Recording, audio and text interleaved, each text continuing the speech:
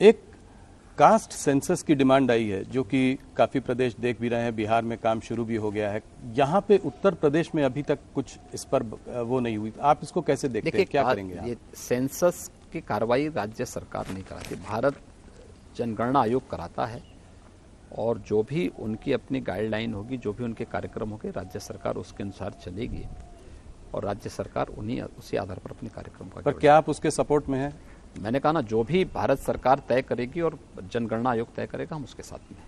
आपके deputy CM Keshav Maurya ने कहा है कि वो इसका समर्थन करते हैं, इस वजह से ही पूछा। किस संदर्भ में है, मेरी इस संबंध पर चर्चा नहीं हो पाई। आने वाले समय में कुछ इम्पोर्टेंट राज्य के चुनाव आने वाले हैं और मैं ये सवाल आपसे इसलिए पूछ रहा हूं क्योंकि आप स्टार कैंपेनर हैं, आप अलग अलग प्रदेशों में जाते हैं भारतीय जनता पार्टी के लिए कैंपेन करने। तो आप कर्नाटका में, मध्य प्रदेश में, राजस्थान में और छत्तीसगढ़ में जो चार बड़े प्रदेशों में जो चुनाव हो रहा है, इसमें आप भारतीय जनता पार्टी के प्रोस्पेक्ट्स को कैसे देखते हैं? देखिए, भारतीय जनता पार्टी की जहां भी सरकारें हैं उन्होंने बहुत अच्छा प्रदर्शन किया है। बिना भेदभाव के योजनाओं का लाभ समाज के हर तबके तक पहुंचाया है। दूसरा, भारतीय जनता पार्टी का मतलब डबल इंजन की सरकार।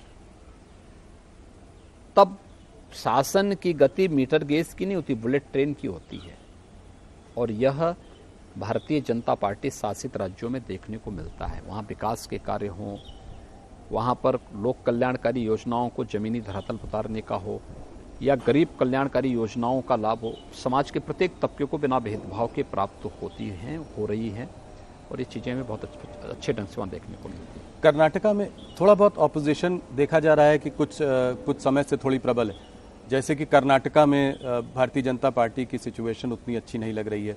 राजस्थान में भी अशोक गहलोत मजबूत हैं, मध्य प्रदेश में कमलनाथ जी से कांटे की टक्कर की उम्मीद है, छत्तीसगढ़ में भूपेश बघेल जी की भी सरकार जो है काम कर रही है।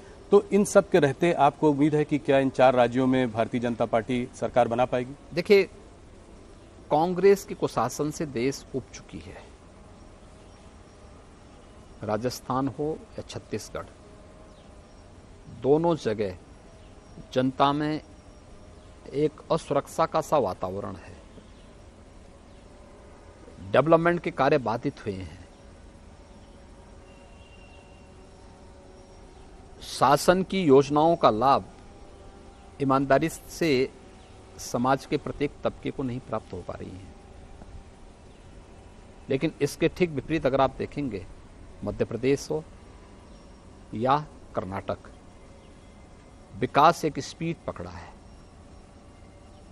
और मैंने कहा ना कि जब सेंट्रल में जिस विचारधारा की सरकार है वही उसी पार्टी की सरकार राज्य में है, तो विकास की दर दुगनी होती है, कई गुना बढ़ती है।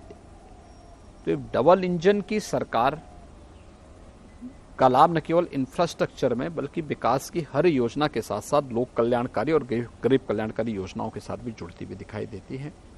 और भारतीय जनता पार्टी शासित दोनों राज्यों में ये सब लाभ बहुत स्पष्ट रूप से देख सकते हैं। इससे जुड़ा हुआ सवाल है राहुल गांधी की भारत जोड़ो यात्रा। इस यात्रा का क्या असर पड़ा है पूरे देश में? क्या इससे राहुल जी की छवि में कोई अंतर पड़ा है? राहुल जी भारत जोड़ो की बात कर रहे हैं, उनका एक ये रहा है कि नफरत के बाजार में हमें एक मोहब्बत की दुकान खोलनी है। तो सीधा सीधा निशाना आप लोगों पर है, ये कहकर कि आप लोग नफरत फैला रहे हैं। आप इसके बारे में क्या कहें? 1947 से क्या कर रहे हैं लोग? इस देश में जाति के आधार पर, मत और मजहब के आधार पर, क्षेत्र और भाषा के आधार पर विभाजन तो कांग्रेस की ही देन है। तो जो उन्हें विरासत में मिला है वही तो देश को दे रहे हैं, उन लोगों ने तो वही किया है, तो स्वाभाविक रूप से वही काम कर रहे हैं। देखिए, राहुल जी जो हैं अपनी नकारात्मकता को छोड़ते ना तो उसका लाभ कांग्रेस को मिलता है, लेकिन नकारात्मकता उनकी सारी उपलब्धियों पे पानी फेर देती है। तो आपको लगता नहीं है कि भारत जोड़ो यात्रा का कुछ प्रदेशों पे कोई असर रहा है, जैसे कर्नाटका हो गया, हरियाणा हो गया, इन सब प्रदेशों पे कोई? देखिए, किसी भी कार्यक्रम में भीड़ की उपस्थिति से आप उसकी सफलता को नहीं मान सकते। कॉमन मैन ने उसको किस रूप में लिया है इसके अलावा और कितनी दूर तक, कितनी देर तक उसका इम्पैक्ट होगा, ये भी उस पर निर्भर करता है। उस पार्टी का अपना विषय, अपना एजेंडा होगा, अपना उसको करने के लिए पूरी तरह स्वतंत्र हैं, लेकिन उनको देश के सामने ये भी बताना चाहिए कि उसका उद्देश्य है क्या।